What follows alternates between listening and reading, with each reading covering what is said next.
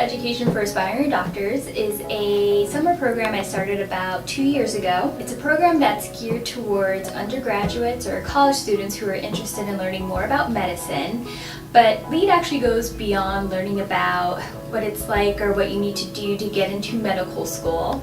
It looks at what do you need to do to become a leader within medicine. We focus a lot on health systems management, things like quality improvement, patient safety, transitions of care, specifically because it's becoming more and more important that our future physicians and our future leaders know more about those different things. I thought it was important because in order to be successful in medicine, you need to know more about the system that you're working within and how that impacts your patients. So if I can get young, eager students interested in those things, they'll actually be ahead of the game and be more prepared to be innovative and provide the best care possible for all of our patients. You learn how to be patient and really learn how to listen and to try and understand other people's experiences. When you first start, seeing patients as a third-year medical student, you're just kind of overwhelmed by how the different lives that people lead. But even today I'm kind of amazed and really trying to understand those experiences, and it really teaches you how to be compassionate. Is probably empathy, to be taking care of somebody when they're in a really vulnerable place and somebody going through big events in their lives, and a lot of times those being illnesses, family member illnesses, is it's a really valuable thing to be a part of that as a provider.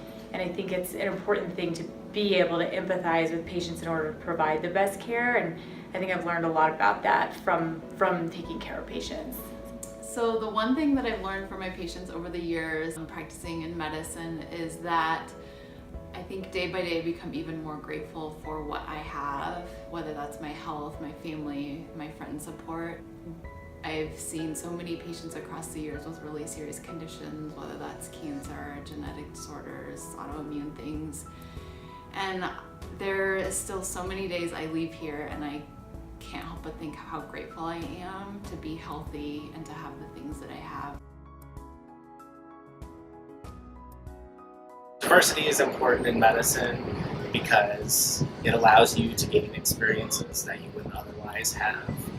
You don't have to travel the world, but you can understand and learn from other cultures just by seeing your patients and talking to their families. We are all come from the fabric of society, and that's where our patients come from. So I think it's really important that we embrace that wide variety of viewpoints so we can really try to relate to our patients the best we can.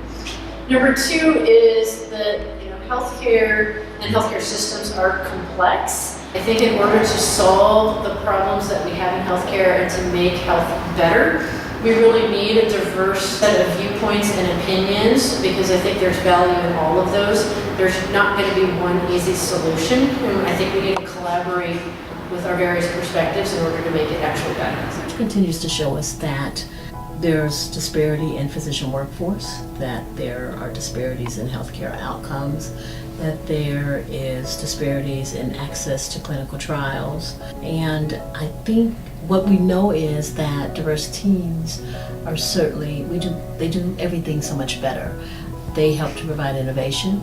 They help with team-based problem solving. They really help to demonstrate that it takes all of us. The world is changing around us, and it's really important that we have clinicians, providers, people that interact with our students, community partners that really understand the importance of inclusive work.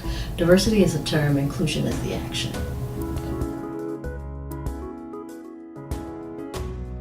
Someone who's actually on the administrative side of healthcare is having the opportunity to collaborate and actually innovate with our physician colleagues on creating positive change for patient care. So though I don't actually get to be in the hospital rounding and seeing patients and being part of that pathway, I do enjoy talking about the things that are problematic for our physicians or for our patients and finding ways to actually work towards solutions, even if we can't solve everything, but trying to see how can we actually chip away at the problems that we see in our healthcare systems. I enjoy being part of those conversations, being able to get on the whiteboard, get some ideas going, and then seeing how can we actually operationalize the ideas that we're coming up with, and how do we measure and then see if those things are successful, or what things we need to go back to the drawing board and start over again. So I just feel very privileged to be a part of a group that is always kind of pushing the envelope and wanting to be innovative around the care that we provide.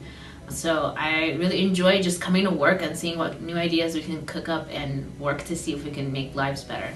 I think working with my colleagues is probably one of my favorite things about my job. I love them. They're hands down my favorite thing when it comes to my job. But I think very close second is working with the medical students and the residents. I think watching them grow is one of my favorite things. Just watch them start as interns and then see them graduate as residents is really rewarding. I would say that more than anything else that we do, if you always think to yourself, this is the right thing for the patient. It's probably the most important thing, to keeping your patient at the center of everything that you do. One pearl I have for aspiring medical professionals is to really take time to care for yourself. I know that I've told Amira and Adnan this over and over again, but your ability to take great care of your patients is really impacted by how well you take care of yourself. So don't forget to make time to spend time with your family, with your friends, to pamper yourself a little bit, because if you are taking the time to care for yourself, you're actually going to be that much better of a physician. Be passionate, be dreamers. Think of changing the world, but do it in a very measured way. Don't compromise on what is the right thing. Don't compromise on your grades. Just be the best you can be. Keep your heart in the right place. I think so you'll do fine. The pearl of wisdom I have is to really listen to yourself. If you're doing something or you're on a rotation and your gut tells you like this is a great fit, listen to that. If your gut tells you I cannot sit in this dark room all day looking at eyes, listen to that too. Despite what your parents or your siblings or your peers may say, you're the one that's making the decisions for yourself.